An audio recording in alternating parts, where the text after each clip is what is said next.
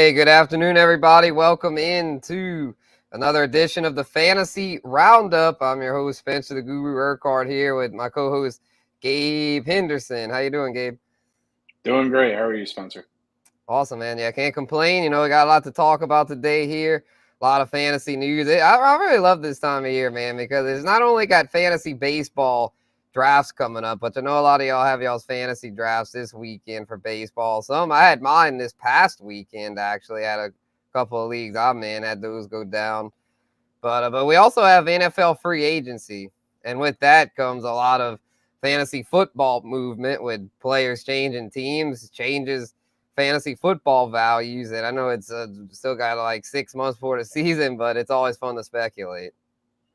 Yeah, for sure. This is the time of year where you throw on Ian Rappaport or Adam Schefter's tweet notifications, and that way you can be the first to send the latest breaking news to all your friends and make waiver wire pickups for some sneaky little people like I do in my league. We have keepers. So if there's a big move somewhere and someone goes to a team, and they're on free agency because they were hurt, snatch them up right now before anyone else does, stuff like that. So it's always good to be alert.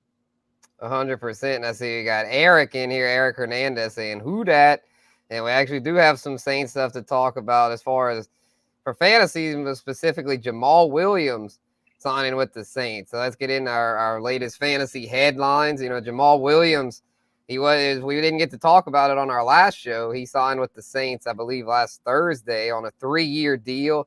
Huge move for the Saints, considering that their backfield very much in question, with Mark Ingram a free agent and Alvin Kamara facing suspension. But Jamaal Williams, 1,000-yard rusher from last year, led the league in touchdowns, so definitely a quality signing there. But we'll have more discussion on that here in a few. And the Cowboys made a big move, acquired Brandon Cooks from the Texans. The Texas teams making moves, and Jerry in the house. What up, Jerry? Saying hey, hey, hey, and yeah, who dat, Eric? Yeah, I know Jerry always brings the who dat energy. And speaking of a rival of the who dats, the Panthers making moves. Not only did they trade up to number 1 pick in the draft, they also acquired some solid veteran skill players there. Signed Miles Sanders, running back from the Eagles, as well as Adam Thielen, veteran receiver from the Vikings. And then some baseball news here. Usually with spring training, a lot of times no news is good news, because when you get news like this, it's not a good sign for anybody. I mean, you want your stars out there, and unfortunately, Jose Altuve got hit in the hand during the World Baseball Classic, suffered a broken thumb, and will be out 8 to 10 weeks. I know you're in the Houston area, Gabe. How frustrating was that to see? Um, well, I'll touch on it more later when I get to my rant. But as far as Altuve getting hurt, no one in Houston's really stressing about it. The Astros are stacked. Their rotation, just top to bottom, is unbelievable. So, Yeah, that's if true. that means we've got to trust some young guys like David Hensley at second base, or even turn to a veteran like Mauricio Dubon, who was really good last year, the Astros will be just fine. They've got enough firepower 1 through 9 to where they'll be just all right.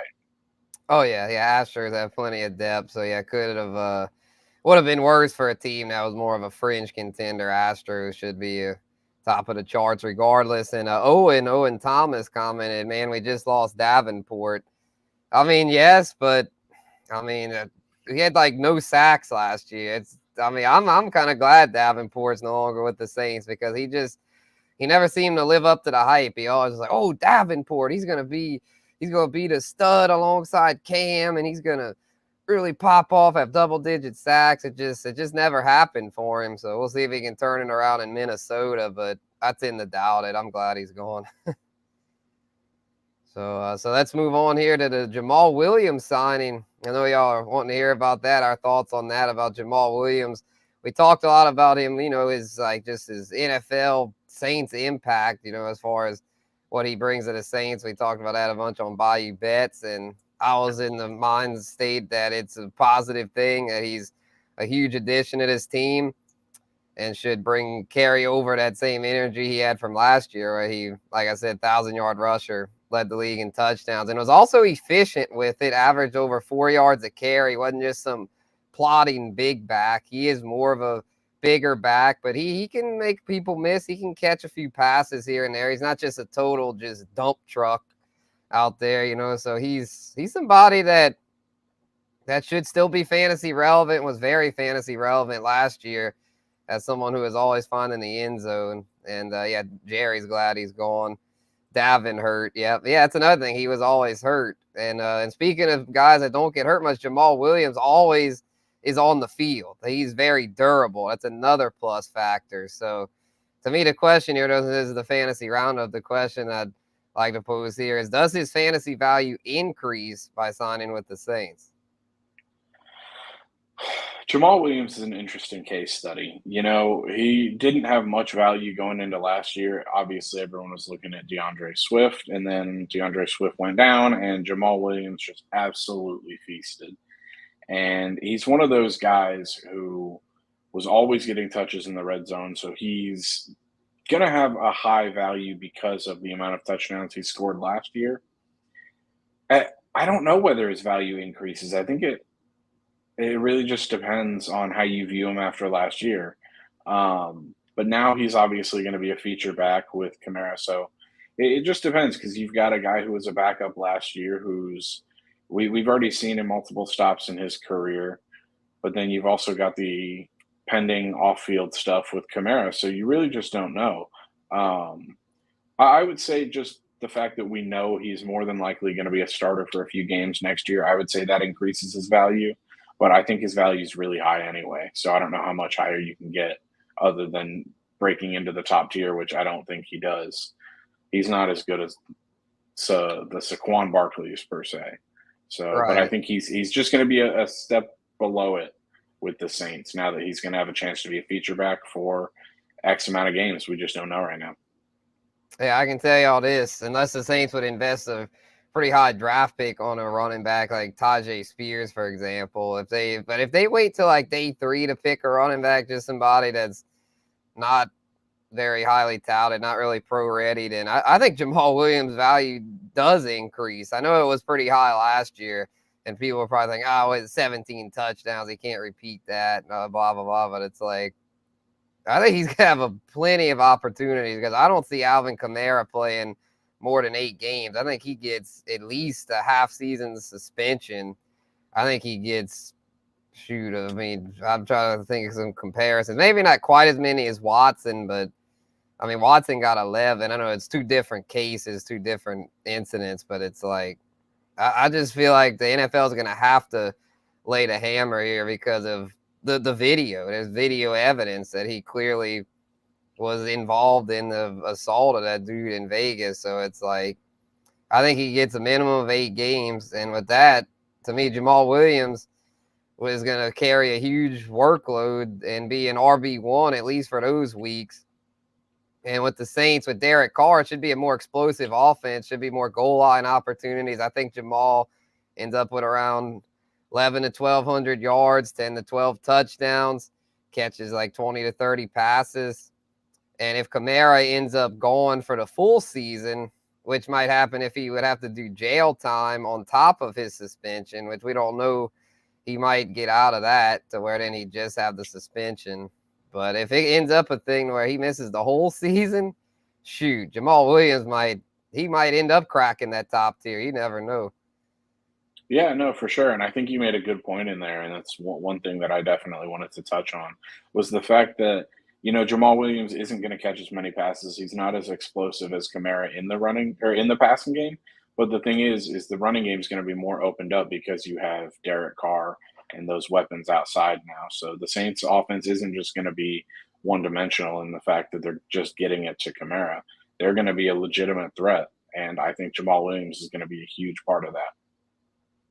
Yeah, for sure. Yeah, it's going to be interesting to see. And I mean, last year with Derek Carr at the Raiders, Josh Jacobs was an elite running back. Well, I mean, Derek Carr he'll hand it off. Like, he's not somebody that's just going to throw like the way like with Jameis Winston. And with Carr, he'll check down some. You know, he's a pretty cerebral quarterback to where he'll get his running back involved. So we'll see how things go. We still got a long ways to go before draft season. We still got to see how the NFL draft ends up, because like I said earlier, the Saints could draft a rookie pretty high, and in that case, it could affect things. And then Owen saying, I think sharing the ball with Taysom and Carr will be intriguing. Yeah, that's another factor. Taysom, we have the Taysom factor, so there's no way Jamaal that is going to lead the league in touchdowns again because of that. If it wasn't for Taysom, though, I might say, shoot, he might do it again.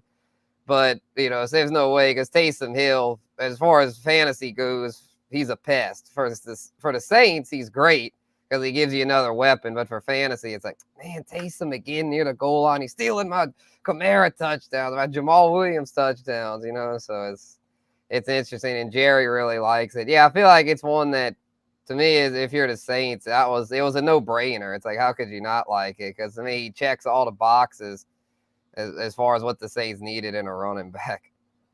Honestly, if I were the Saints, I would pay 3 years, $18 million was his full deal? 12, only 12 million. Okay. We're getting a good value on the contract. Great value. I would pay that much just to have a guy like him around in the locker room. He is great for lifting spirits, great team guy. He's so much fun. And on top of that, he's going to eat for the Saints. I love this deal. Yep, and then a tax. They look at the people talk down on Jameis. Well, I wasn't trying to talk down on him. I'm just saying for fantasy, he was great for like Olave, and then Shaheed. He didn't really get to work with Shaheed, but like if he did, like I'm sure he'd be really good for them. And I mean, he's still on the roster. If Carl would get hurt, he'd get to start, and he's a good backup. But that's the thing. If I'm being honest, I would not want Jameis Winston as my starter because of his decision making. He's got the arm, but his decision making is just interceptions are just too hurtful for where in this league, in this modern NFL, you've got to be efficient. So Carr is definitely an upgrade, I'd say. He is, but I'm also not going to hate on Jameis as someone who in a 2-quarterback league had him all year last year, hoping he would come back and play. I'll say this. I'd rather him over. Yeah, I'd rather him over Andy Dalton.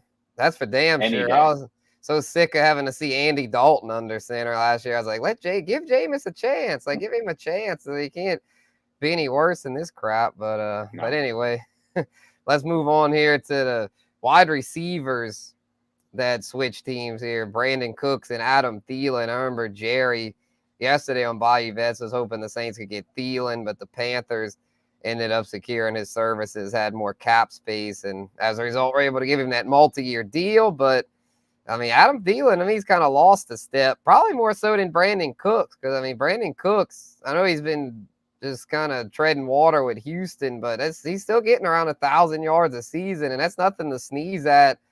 So, Brandon Cooks going to the Cowboys, getting to work with Dak, who likes to air it out. Thielen going to the Panthers. So I'll answer this one first. I'm thinking as far as fantasy relevancy, Cooks will definitely still be relevant. And that Thielen to the Panthers might fall off the map to some degree, especially if they draft a receiver, which I know they got to draft the quarterback first, but with their next pick, they might draft a rookie receiver to where Thielen might not be much better than he was last year. And last year, he was pretty much irrelevant for fantasy because Justin Jefferson and TJ Hawkinson were getting all the work in Minnesota.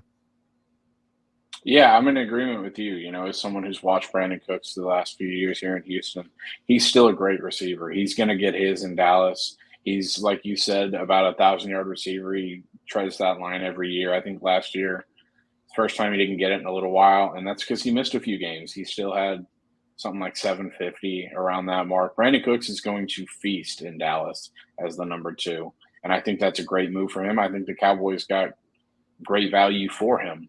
As far as Adam Thielen, no, like you said, he's going to drop off the map.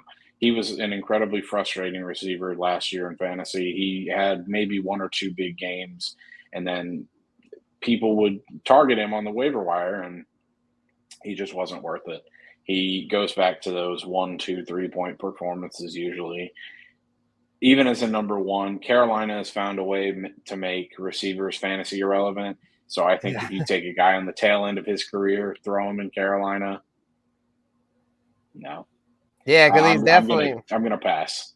Yeah, because he's not an upgrade over DJ Moore. Let's be real. I mean, they traded DJ Moore, then they signed Adam Thielen to essentially take his place. Adam Thielen like you said, Gabe's on the back end of his career. DJ Moore is in the prime of his career. That's not a good swap there, I'd say. And then outside of him, and he's going to be facing number one coverage most likely, because even if they draft somebody, it won't be until day 2, because they've got to spend their day 1 selection on either C.J. Stroud or Bryce Young. So it's unlikely that whoever they draft is going to step in immediately as a number 1. And then we saw last year Terrace Marshall not anywhere close to being a 1, and they just, outside of that, they just don't have much. They're kind of lacking receiver depth. So I know Thielen was talking big, saying, "Oh, we're going to go to the Super Bowl. I wouldn't have signed here if I didn't think we were Super Bowl contenders." But it's like, you might be NFC South contenders. The Panthers are definitely the Saints' biggest threat with the Falcons and Bucks reeling. But Super Bowl contenders, come on, man. You smoking something.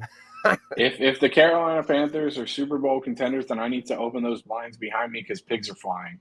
Right? Yeah, something's fishy here. We're in some sort of alternate reality here, because I feel like, I know Stroud and Young are pretty solid as far as I think they have bright futures, but as rookies, like, I mean, Trevor Lawrence, it was the prodigy, the number 1 consensus number 1. He had a good year last year, but his rookie year, he was awful. I mean, Jacksonville was no better, really. I know a lot of it was coaching. Urban Meyer was a complete train wreck, but it's I was just about to say that. Who's to say Frank Reich's gonna wave some magic wand? I mean, he was a big flop with the Colts, so that's Panthers, man. It's silly. And the Owen coming, and Thielen hadn't been relevant since Jefferson hit the field. I don't know what's gonna happen now with the Panthers. He might be a sneaky pickup. He could be, in the sense that he'll receive a lot of targets. If he gets peppered with targets, he might be a decent, like, PPR flex play.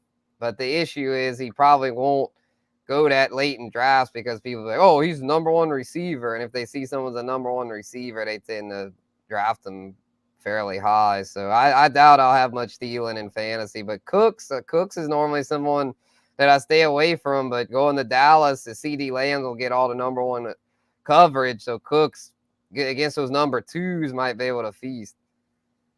Cooks is like DeAndre Hopkins, and they're not similar in play style at all, but the reason I respect them both as receivers is because they've managed to take the dumpster fire that is the quarterback room in Houston and still consistently churn out 1,000-yard seasons. Right. So now that Cooks has a guy who throws for a lot of yards, he's in an offense that's explosive all around, he's going to be fine. Thielen, I'm not touching. I had him in a 16-team league last year as one of my receiving options, not touching him. Never doing that again.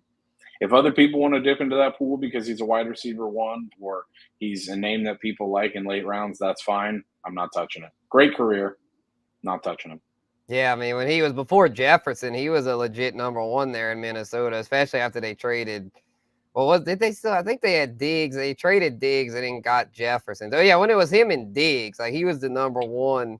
And then when Diggs got traded to Buffalo, that's when Diggs really blossomed into a true number 1. So yeah, that was those were the days. But it's 2023 now. Things change quick, and the reality is that Thielen is no longer a number 1. Moving on now to fantasy baseball. Here we got my top 12 overall rankings. We're gonna get y'all prepped here for fantasy baseball drafts, because it's kind of hard to think much past this. You know, I mean, you want to have your rankings, obviously, but as far as just ranking overall, it's kind of tough because people just go with differing strategies. But I'd say for the first round, you know, you can kind of plan that out and kind of get your first round ranked, and so to where you pretty much know who you're going to take. And so to me, if you're playing on ESPN, where Shohei Ohtani gets to be a hitter and a pitcher, to me, he's the undisputed number 1, because you'll be getting, he's only utility only, so you'd have to only can put him in your utility spot. But then he pitches, and he's an elite starting pitcher when he pitches. I mean, he's probably not the number 1. I put him as the number 1 though, because he's going to be drafted before any other starting pitcher, because when he's not pitching, he's going to be hitting dingers and stealing bases. So he's, to me, the undisputed 1 if you're playing on ESPN, which I do. Yahoo, though, it's different. He's separate. He's a hitter and a pitcher. There's 2 different copies of him. It's kind of complicated there. But Ronald Acuna, Trey Turner, Jose Ramirez, Aaron Judge, Julio Rodriguez, round out the top 6 all elite options. Then Vlad Jr., Juan Soto, Mookie Betts, Kyle Tucker, Manny Machado, and Yordan Alvarez rounding out my top 12. I feel like Yordan getting kind of slept on, Gabe. I know was kind of injured there, but he's back healthy now, and that dude can freaking rake. Yeah, as long as he's healthy, and he's still nursing a small injury he picked up in spring training. But once he gets back to the field, if he's playing, he's a must-have.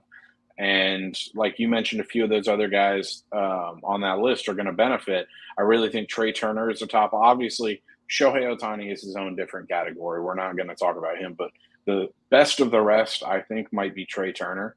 He's going to benefit from that pitch clock. He's going to rack up the stolen bases. He's in a team still. I know he left the Dodgers, so everyone's kind of wary. Like, can the team he's on now, the Phillies, reciprocate that production? I think they'll be just fine. And he's going to get a lot of stolen bases with the new pitch clock. And then another Astro you mentioned is Kyle Tucker.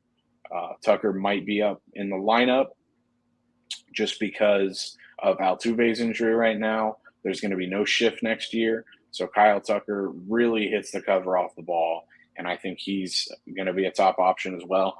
I'm kind of fading some of the Dodgers guys. I don't know. They didn't do I didn't put Freddie Freeman.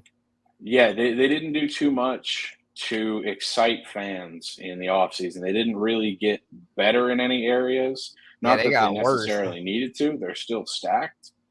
But I'm going to fade some of the Dodgers guys. But I like the Acuna pick up there as well. Other than Trey Turner, I think he might be one of the best players. He's going to have a real big year if the World Baseball Classic is anything to go off. Yeah, we talked about, last week's show with Zach about like the outfield, how it's so close as far as who's number one. And to me, Acuna gets a slight edge over Judge and Julio. And for a while, the number one was Mike Trout. And while Mike Trout can still put up elite power numbers, the reason he didn't make this top 12 is because for 5x5, which is what the scoring is, 5x5 rotisserie, where it's runs, home runs, RBIs, stolen bases, batting average, Mike Trout does not steal bases anymore. And he doesn't hit for as good a batting average. He strikes out a ton. He's a slugger. I mean, he's turned into a slugger, which is great. But unless he's hitting like 50, 60 bombs like Aaron Judge, he's not top 12 anymore. I'm sorry, because with Trout's injury history, he hit like 40 bombs last year. If he'd have stayed healthy, he would have been not far behind Judge. But can we really trust him to stay healthy anymore? And then Bobby Witt, I see asking about Bobby Witt there. He's an intriguing young talent. Definitely could be top 12, but the Royals lineup is just, it's lacking, where I don't think Witt's going to pile up quite enough numbers to reach that. You got to be elite to be in the top 12. And I didn't even have any pitchers in there. It just goes to show that there's just, the hitters they're getting scarce. There's not as many elite hitters. So if you get one of those early picks, you got to secure one of those guys in that top 12. For sure. I completely agree. And I think, like you mentioned, teams that don't have as greater lineups, those players are going to be toward the bottom of this top ranking just because they're not going to rack up as many RBIs. And there's so much talent in all of those other lineups that they're not just going to focus on one great player. That's why I think where Mike Trout takes a bit of a hit. Shohei Ohtani is obviously the unicorn that you have to put at number one, but I do agree. I think because the Angels aren't as stacked top to bottom, and because Mike Trout's injury history, I think he should be just off this list, but he should still be near the top, still a top player. Oh, yeah, for sure. A lot of times you can get Mike Trout at a value in these drafts. Sometimes he slips, and we'll have a rant about that. I got a rant about value because there are a couple of guys that are kind of similar to Trout that people just aren't getting the memo that they shouldn't be going that high anymore. But anyway, let's get into some draft strategies here, because I know a lot of times when we're drafting these are some of the biggest dilemmas. And I wanted to talk about pitching because I didn't have any pitchers in the top 12, because it's like the more I play fantasy baseball, the more I realize that you can wait on pitching and still have a good team. I used to think, you got to draft at least one pitcher in the first 3 rounds, sometimes 2, because it's like, starters, there's just so few elite arms. But the issue is arms, they fluctuate. they fluctuate from year to year. One year you could be the Cy Young, and next year your ERA is over 4. You never know with pitching. Pitching is a lot more volatile than hitting, and as a result, I don't tend to touch it until, I'll answer the question here about how early you should draft the starting pitcher. I generally don't draft my first starter until the 4th, sometimes the 5th round, because they're just, I'd rather wait till then and get like a Brandon Woodruff as opposed to having to take his teammate, for example, Corbin Burns in the 2nd. So yeah, the way that I would answer this question when it comes to maybe first-time fantasy baseball players, it's like drafting a quarterback in a fantasy football draft. You have all those guys who are obviously going to take the Patrick Mahomes, the Josh Allens of the world in the first 3 rounds, 4 rounds, yeah, maybe. But I'm one of those guys who, and obviously you are based on what you just said, who's content to sit back and wait for the Joe Burrows of the world and like the Lamar Jacksons, all Jalen those type of Hurts. guys, the Jalen Hurts. Yeah, well, I was going to say Jalen Hurts, but I have a sneaking suspicion he's going to go a lot higher next year. Yeah, this year he'll be up with Mahomes and stuff. But yeah, this Yeah, year, yeah, Herbert will yeah, probably for drop sure. a little bit. Yeah, Trevor I'm Lawrence. perfectly content to sit back and take the Trevor Lawrence, the Joe Burrows, the Jared Goffs of the world, and stack up elsewhere where the true elite is really thin. Because unless you get one of the few elite starting pitchers, the guys who are consistent from year to year, there's not much difference. They pitch once, maybe twice a week. And so then you've got these position players who are playing every day. A 300 hitter who hits 30 home runs is much more valuable than an elite starting pitcher in my eyes. So I'm with you. I'm going to fade him, and I'm going to wait a few rounds.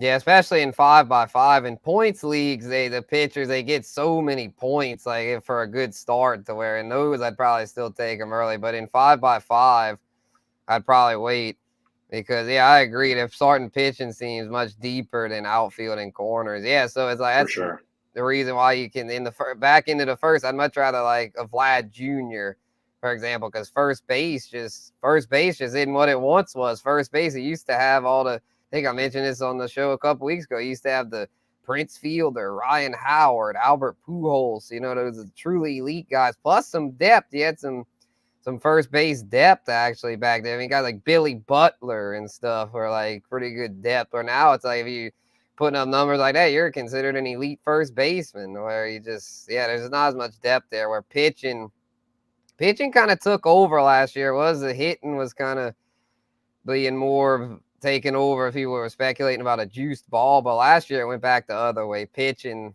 tended to be more successful than hitting, and as a result, hitters are more scarce, pitchers are more plentiful. So especially in leagues where you have unlimited pickups, it prioritize those hitters, because it's a lot easier to get an arm on the wire than it is a bat. And speaking of more with arms, let's talk closers, relief pitchers, because this is another predicament I find. This is kind of like you said about starters being like quarterbacks, Gabe. I've found closers, I tend to compare that to tight ends. It's like you got a few elite ones, but outside of that, the rest are just a dime a dozen, because it's like they fluctuate. One week this guy's a closer, next week that guy's a closer. To me, I'm focusing more on how elite are these relievers. I'd rather take an elite setup guy as opposed to someone that's a quote-unquote closer that's just doesn't have that great of stuff. So to me, I'll take one closer within the first 8 rounds, someone that I know, all right, they're a closer. They're going to get me 30-plus saves. And after I get that one, I don't really care at that point. I'm just trying to build a bullpen, just get good arms. I'm not really worried about saves at that point. Yeah, absolutely. I completely agree with you. I might not take him in the first 8 rounds just because you've got so many people. It really depends on how big your league is and who you're playing with. I've got a league where I play with some really, really knowledgeable guys. So in those, I might take them in the first 8 rounds. But if you're just playing a casual league with your friends, you might get away with letting them sneak a few more rounds. Yeah, I hear you. Yeah, because it's like the reason I like to get one early. Like if someone like Ryan Presley, for example. I don't tend to go with like Class A, the very first one, but I tend to I like to get someone that's reliable, because I mean, if you don't get one like that, then you might be kind of up against it in saves, because it's nice to have those elite setup guys, but if their teams don't wake up and make them the closer at some point, you're gonna probably be hurting in that category. Yeah, absolutely. And I would say, the one thing, not necessarily closers. I know the prompt is relief pitchers. The one thing I've done as well, um, look for those diamonds in the rough, at least on ESPN, where you can Yeah, find the pitchers who have dual eligibility as starters and relievers. That's a little right, cheat that right. I found, especially when you have unlimited Yeah, pickup, like we with mentioned Johan earlier. Duran last year, he was a Yep, cheat code. You could put him as a starter.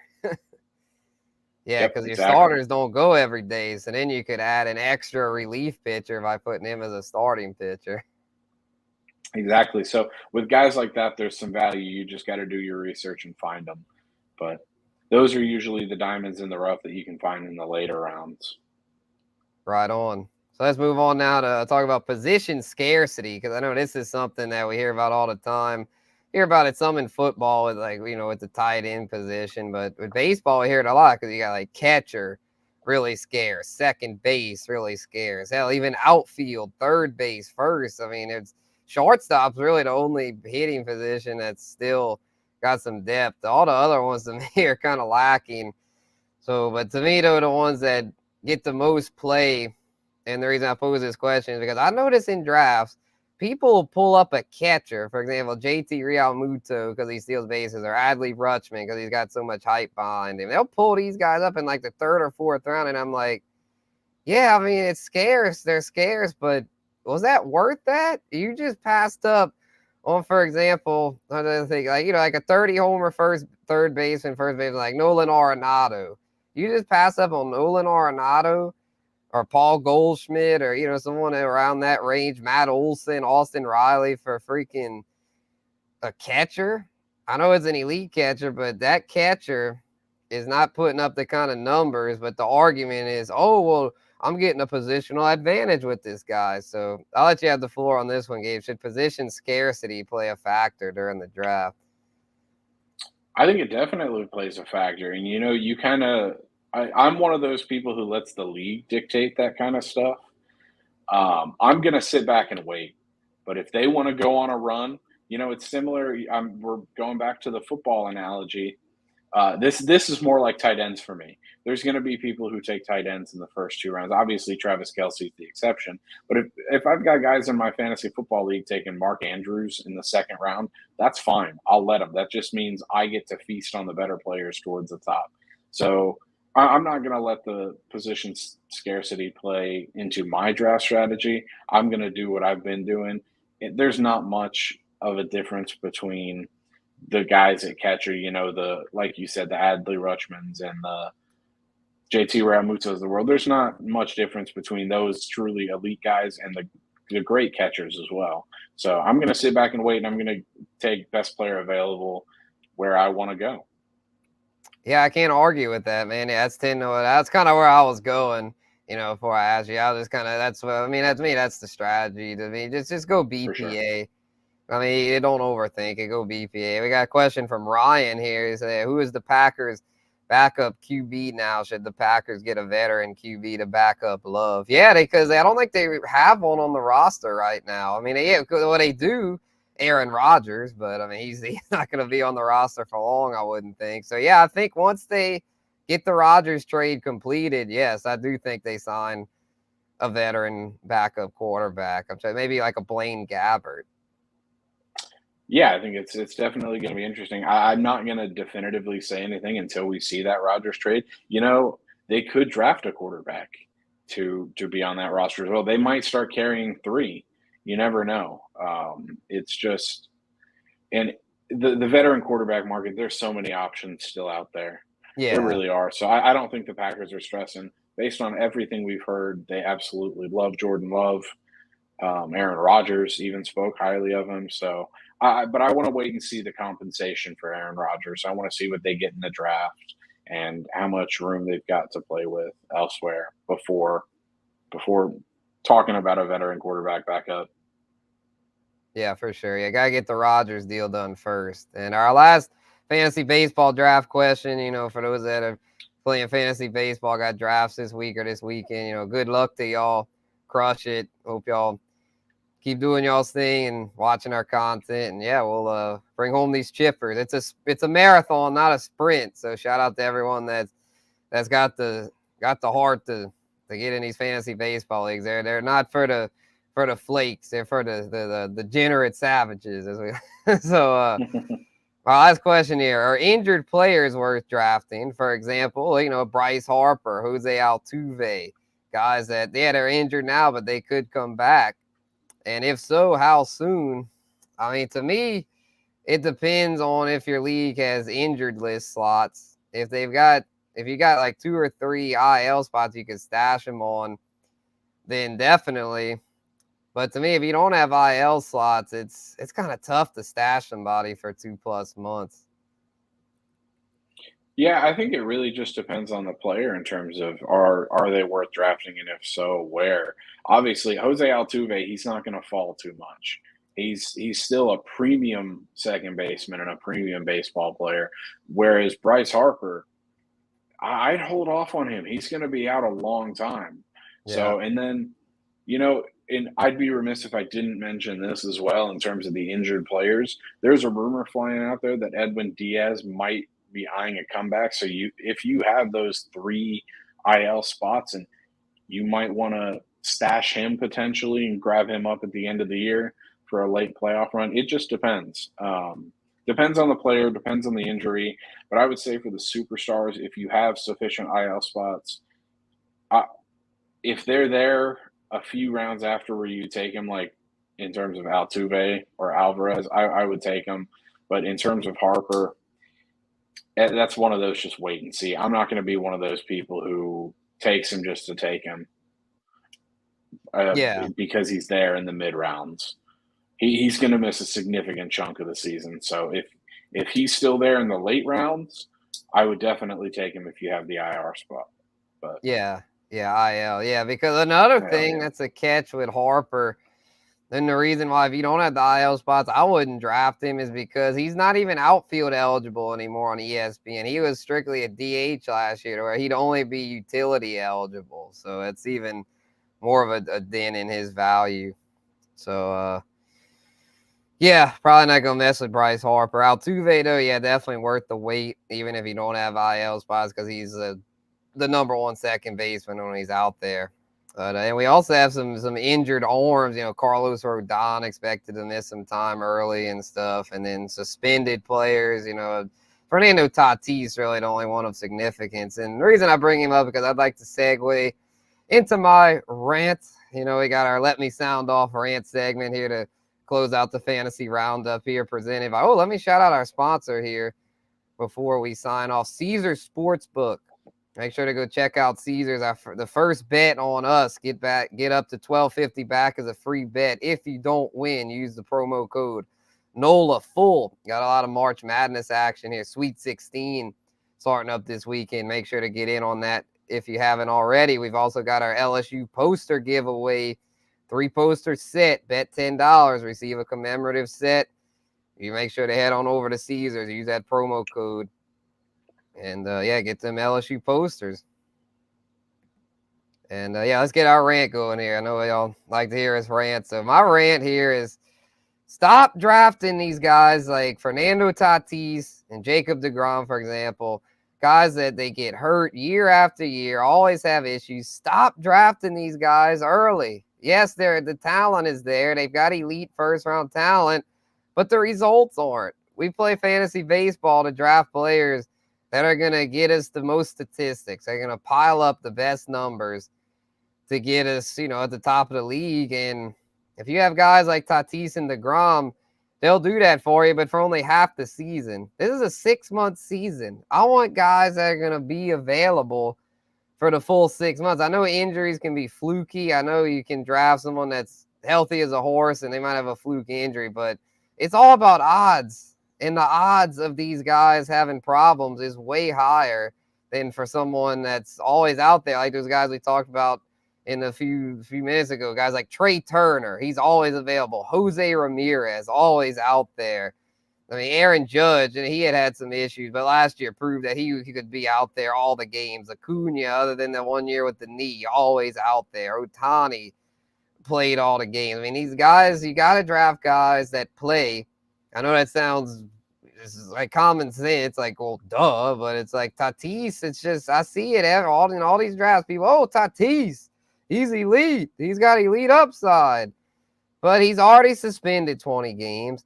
And the guy didn't play a single game last year. He's the Zion Williamson of MLB. And we always hope and hope and hope that those guys can stay healthy, but they never seem to be able to. And I'm tired of getting burned by that. So I'm staying far away from Tatis. DeGrom, the same boat. It's been over 3 years now since DeGrom's put up a full allotment of innings. Hadn't even thrown much more than 100 innings a season the last 3 years. So what makes you think he's going to stay healthy now? And he's going to Texas on top of that, which is way more of a hitter's park. That's why pitchers just don't seem to do well in Texas. The Rangers, when's the last time the Rangers have had an ace? What, Cliff Lee? I mean, that's over 10 years ago. So I just stop, y'all. Stop getting burned by these guys. Take more reliable options. So that's how I feel about it. I'm just tired of getting burned by these guys. It's understandable. So now that I got that on my system, Gabe's got a little rant for us about the WBC, USA, Japan, the finale set for tonight. Have the floor, sir. So I got some figures for you, Spencer. We love stats here. 93.6% of TVs in Japan last night were tuned into the semifinal between Japan and Mexico. Since playing for Team Japan, Lars Nootbaar's Instagram has gone up from 59,000 followers to 664,000 followers. Cool. In less than 3 weeks. There are projections out there that tonight's game between the U.S. and Japan, the World Baseball Classic final, is going to break television viewing records. Now, why do I bring all of these up? Because people care about the World Baseball Classic. It might be young. It's just getting off the ground. There's only been a few tournaments played. It hasn't been played in 6 years because of COVID, and people don't necessarily understand it. But let me tell you, this tournament is going to be something, and it's here to stay. Stop saying it's stupid because people are getting injured. I'm an Astros fan. Jose Altuve got injured at the World Baseball Classic, and you know what? I don't care. It could happen in spring training as well. We've seen so many injuries, Brandon Nimmo, Carlos Rodon. Those happened in spring training. That wasn't at the World Baseball Classic. This thing is not stupid. And I mean, you talk to the players, and some of them, Adam Wainwright, notably for the U.S., has said it's such an honor to wear the U.S. shirt. Mike Trout saw what they did in 2017 and said, I need to be a part of this. And so this is really the first tournament where we've seen star players come out and do this. It's the World Cup of baseball. I know that's a lazy comparison, but it is. It's just in its infant stages. But one day I truly believe that it could be something very big, and it's meaningful for all of these players. So I'm just tired of people saying that it's some stupid tournament and it doesn't matter, and people are just getting injured. So what's it good for? It's legit. People love it all across the globe. Just because you don't, that doesn't mean it's stupid. People love it. The players love it. Get behind it. It's awesome to have the world compete in sports. And you know what? I'm really excited to see the U.S. go out there and hopefully win their second WBC in a row. So turn it on tonight, FS1. It's going to be exciting. Enjoy it. Get into it. Yeah, so many haters out there. Yeah, I hear you, man. I'm tired of people who are saying it's not fun or it's not important and it's stupid. No, it's awesome. Have some pride. Love baseball. These guys are having so much fun. Yeah, I mean, I feel like it's one of those things. Baseball, it's like the classic sport to poo-poo on right now. Everyone's like, oh, baseball sucks. It's boring. It puts me to sleep. But it's like they don't even give it a chance, So it's like, before you poo-poo on it, to me, you got to watch it. And I admit, I'm not as into baseball as I used to be. I'm more on the football year-round side. I've kind of gotten more on that. But I still respect and love baseball because it's the most unique sport out there. It's not it's not end zone to end zone or goal to goal. It's completely its own thing, and it's never gonna be another sport like it. So to me, it's gonna always have that nostalgia. So, and the WBC is these guys. You can tell they're very passionate about it. The whole world's into it. And I mean, I hear people poo poo on the World Cup. I mean, I respect it, even though I'm not that into soccer. That's just the way it goes. People are they just got a lot of haters out there. So yeah, so don't worry about it. Y'all that enjoy the baseball and WBC, I'll go enjoy that. For those that are football year round, give it a chance. And if you don't like it, well, cool. But all this hate, I mean, I get it, free speech, so can't stop people from hating. But that's just, if you want to hate, fine. But I'm tuning you out. Just saying.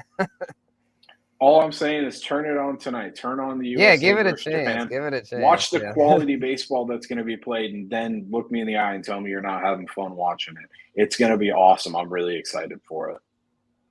For sure, man. But yeah, we'll see how that goes down. U.S. favored over Japan. Japan could offer value though, because that Japanese team is really something there. They talk about caring. I mean, I know you can't say that about Japan. Japan does not poo-poo on it. Japan, they are all in. So if I'm the U.S., I'd be a little worried. The players are gonna be all in, but like, man, the U.S. fans need to be out in full force because yeah, the Japanese they're gonna give it their all. They are, and it's awesome. I absolutely love it, and I wish other people would do that as well. Yeah, which they have a good amount that do, so it's just the way it is. I mean, they got people, I mean, some people even poo-poo on football. Some people you just can't please. But anyway, that's going to wrap it up here for the Fantasy Roundup. Really appreciate everyone that tuned in. Appreciate all the questions, comments. Good luck in y'all's fantasy baseball drafts. We'll still have some baseball talk, but, now that the draft season's up, probably shift a little more to football because I mean that's what the people want, year-round football. So we'll still have some baseball though, and maybe some basketball next week. I know a lot of y'all in the fantasy basketball playoffs. So yeah, any last words, Gabe? Watch the World Baseball Classic final tonight. Go US. Oh, show. All right, y'all. I think that's gonna do it here. Spencer the Guru, Gabe Henderson signing off. You've been listening and watching the Fantasy Roundup here on bet.nola.com. Y'all have a good one.